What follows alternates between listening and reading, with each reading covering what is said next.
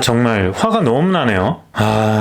안녕하세요. 아시안컵 경기 보셨나요? 지금 아시안컵 한창이잖아요. 며칠 전 16강전이 호주와의 경기였죠. 0대1로 지고 있는 상황에 후반전에 선수들 표정 보셨나요? 진짜 이거는 진짜 게임에 지지 않으려고 선수들이 진짜 죽을 힘을 다해서 뛰고 있는데 보면서 너무 안타깝고 진짜 눈물겹더라고요. 그런 선수들 보면서 대한민국 축구팀의 리더는 어디 있는 거지? 감독 관련해서 많은 이슈들이 있었죠. 그 중에서 제가 보기에 가장 심각하다고 생각했던 건 예선전 말레이시아와의 경기였어요. 이기고 있다가 동점이 되는 상황에서 실점이 되는 순간에 대한민국 축구대표님 감독은 웃고 있더라고요.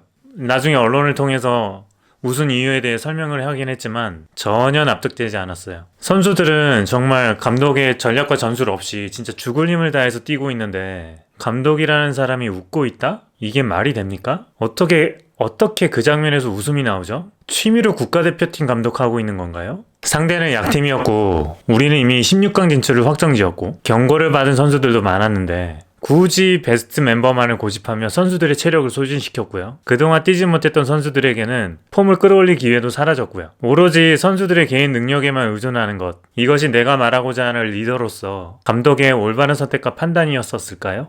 결정을 내렸다면 합리적인 이유가 있어야 되잖아요. 감독은 경기를 이기기 위해서라고 말했는데 이것만으로 충분한 설명이 될까요? 그것이 마지막 게임이었다면 당연히 그렇게 해야죠. 근데 우승을 바라보는 팀이라면 그때그때 상황과 조건에 맞게 가장 합리적인 선택을 해야 되는 거 아닌가요? 그게 리더의 역할이잖아요. 하지만 대한민국 축구대표팀 감독에게서는 왜 내가 감독직을 수행하고 있는지와 팀에 대한 미래의 전략과 방향성이 전혀 보이지 않아요. 그러니까 실점하는 장면에서 웃고 있는 거겠죠. 여러분, 대한민국 축구대표팀이 역대급 멤버라고 하거든요. 축구선수라면 누구나 유럽에서 뛰고 싶어 하죠. 2002년 한일 월드컵에서 4강 시나리오를 이루고 세계 무대에 한국 선수들 이름을 알리기 전까지는 유럽 리그에 진출한 한국 선수가 거의 없었어요. 손으로 꼽을 정도로만요. 그만큼 큰 무대이고 아무나 뛸 수 없는 곳이라서 유럽에 진출했다라고 하면 굳이 말로 설명하지 않아도 실력을 인정받는 거예요. 이런 선수들이 지금 한국팀에 12명이나 있는 거예요. 유럽을 포함해서 절반 이상이 해외에서 뛰고 있다고 하니까 역대급 멤버라고 하는 것이고 그만큼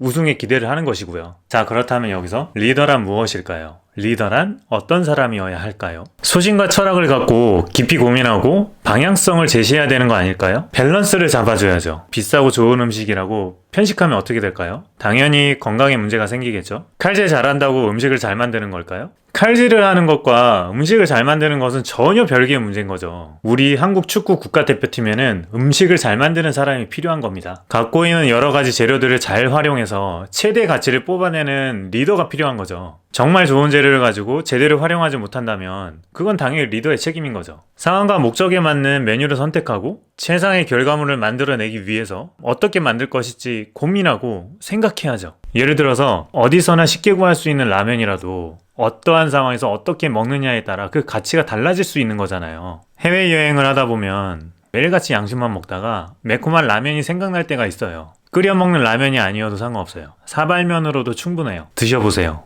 그 맛은 진짜 말로 표현할 수가 없어요. 경험해보신 분들은 잘 아실 거예요. 절대적인 건 아니지만 상황에 따라서 그 가치가 얼마든지 달라질 수 있는 거예요. 본래 가지고 있는 것의 가치를 바꿔주는 것이 리더의 역할이고 해야 할 일이라고 생각해요. 그리고 하나 더요. 리더는 변화와 변수에 신속하게 대처해야 된다고 생각해요. 누가 봐도 좋고 잘 될 것들이 있어요. 그런데 때로는 그 중요하다고 생각하는 것들도 빠른 판단과 선택을 위해서 과감하게 포기할 줄도 알아야 돼요. 신속하게 판단하고 선택하지 않으면 그 리더를 따르는 사람들은 갈팡질팡하게 되거든요.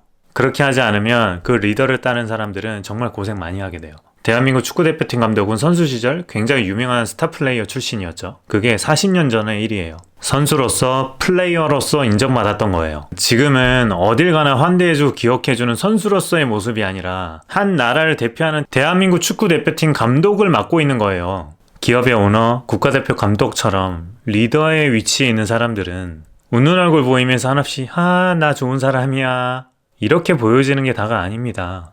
때로는 다그치고 때로는 화도 내고 때로는 칭찬도 하고 때로는 친구처럼 장난도 치고 하는 것이죠.